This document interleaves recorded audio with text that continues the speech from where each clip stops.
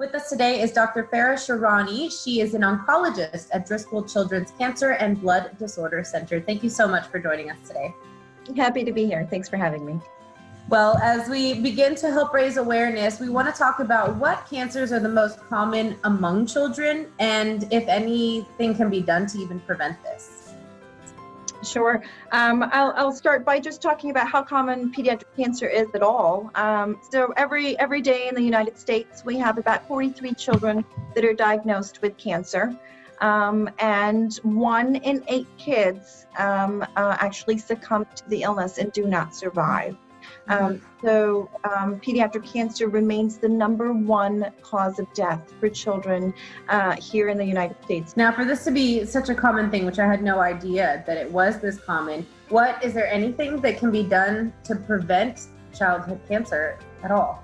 Unfortunately, not that we know of so far. And we've done a lot of work to look at risk factors and to look at if there's any environmental things. You know, there's always talk about plastic in the microwave or other chemicals that we've been using, but there have been no established links to date that we know of that affect kids with cancer, but we haven't stopped looking. We're still looking at that. Now, with that said, with research happening and many of us donating to great causes to further the research and eventually, hopefully, find a cure for cancer, are there any advances that are worth discussing right now to help fight childhood cancer?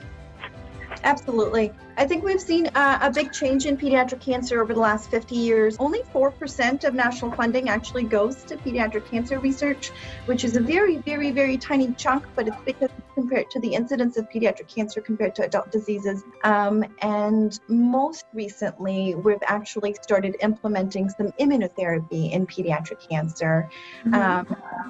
This is a very cool concept where we train and help the patient's own immune system recognize the cancer cells and kill it itself. And so it's a completely different new way to attack the tumor cell, and it's really enhanced the cure rate for a lot of cancers in kids.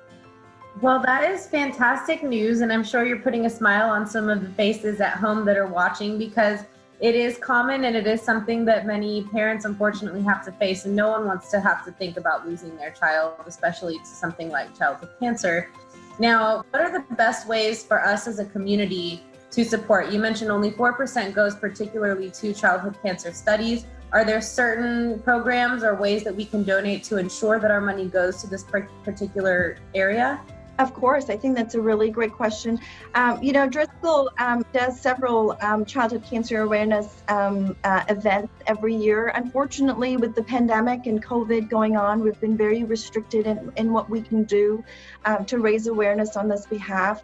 But there's little things that you can do in your community. These families are right here, living right next door to us. And, something as simple as updating your profile picture with the Go Gold Pediatric Cancer Awareness banner, updating your status, really raises the awareness and makes you more welcoming, so that these families can feel accepted and be able to communicate and kind of be an outlet for them. And before we go, I'm not sure if I know every circumstance is different, but for anyone out there who may have just discovered that their child has been diagnosed with cancer or has a family member or friend, maybe just a Facebook friend, as you mentioned, someone they're not close with, what advice do you have for them to be supportive towards that person? I think out there in the community, it's still really a trigger word, this C word or cancer, chemotherapy. A lot of times, all these families want is somebody to say, you know what, I know you're having a hard time. I don't know everything. If you want to talk to me and kind of help me understand, I'm here, I'm available.